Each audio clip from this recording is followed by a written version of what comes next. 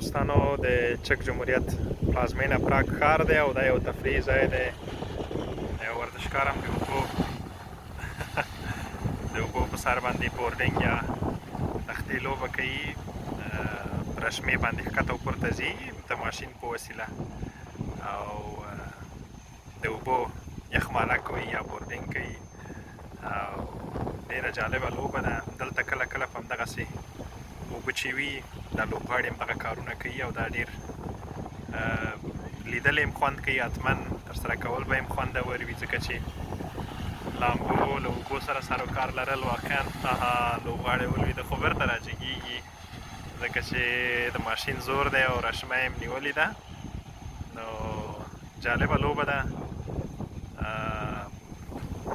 زه هم ورته راغلی یم، ناست یم، لپټاپ هم راسره ده، خپل کار هم کوم او د دوی ننداره هم کوم. واقعا خوندوره فضا ده او لکه چې ومې کتل جالب نمایش ترسره کوي لوبغاړي او